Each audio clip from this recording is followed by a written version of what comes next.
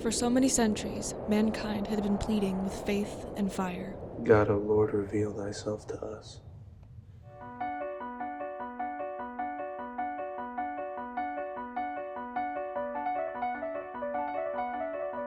This action is set during the 16th century in Seville, Spain, in the most horrible time of the Inquisition, when fires blazed every day to the glory of God.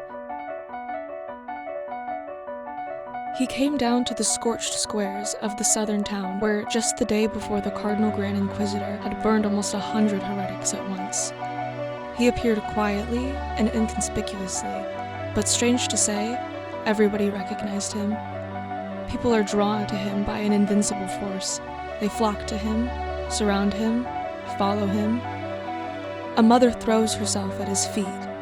"If it is you, then raise my child." Her little girl then rises from her coffin. There is a commotion among the people, cries and weeping. The Cardinal Grand Inquisitor himself has seen everything. He is an old man, almost 90, tall and straight, with a gaunt face and sunken eyes, from which a glitter still shines like a fiery spark. He stretches forth his finger and orders the guards to take him. The guards lead their prisoner to the small, gloomy, vaulted prison in the old building of the Holy Court and lock him there. In the deep darkness, the iron door of the prison suddenly opens, and the old Grand Inquisitor himself slowly enters, carrying a lamp, and says to him, "Is it you?" But receiving no answer, he quickly adds, "Do not answer. Be silent. I know too well what you would say, and you have no right to add anything to what you already said once. Why then have you come to interfere with us? Whether it is you, or only his likeness, tomorrow I shall condemn you and burn you at the stake as the most evil of heretics. Anything you proclaim anew will encroach upon the freedom of men's faith. Was it not you who so often said then, 'I want to make you free'? But now you have seen these free men. Yes, this work has cost us dearly, but we have finally finished this work in your name. For 1,500 years, we have been at pains over this freedom, but now it is well finished. Know then that now, precisely now, these people are more certain than ever that they are completely free. And at the same time, they themselves have brought us their freedom and obediently laid it at our feet. For only now has it become possible for us to think for the first time about human happiness. Why then have you come to interfere with us? You want to go empty-handed into the world with some promise of freedom, which they, in their simplicity and innate lawlessness, cannot even comprehend, which they dread and fear, for nothing has ever been more insufferable for man and for human society than freedom. Feed them first, then ask virtue of them. That is what they will write on the banner they raise against you. The terrible Tower of Babel will be raised again. This one will not be completed either.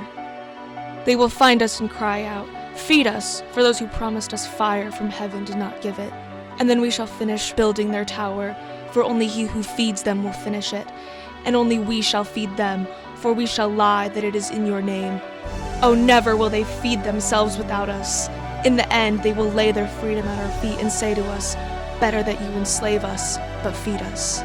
You promised them heavenly bread, but I repeat again, can it compare with earthly bread in the eyes of the weak?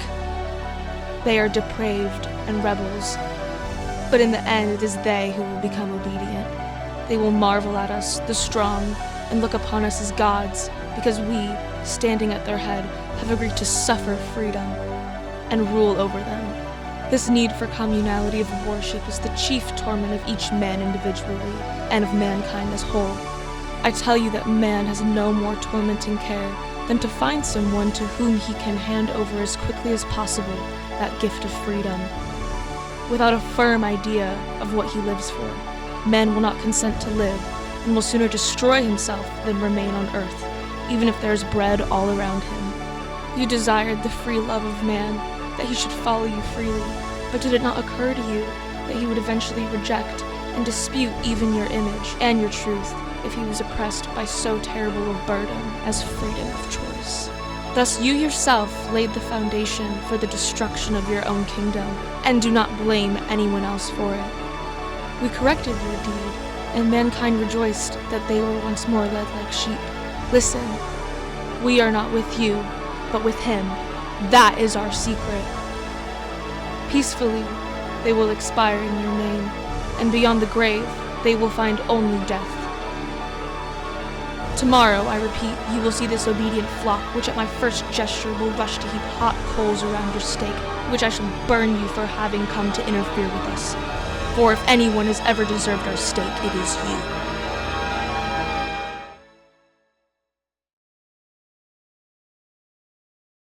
When the Inquisitor fell silent, he waited some time for his prisoner to reply.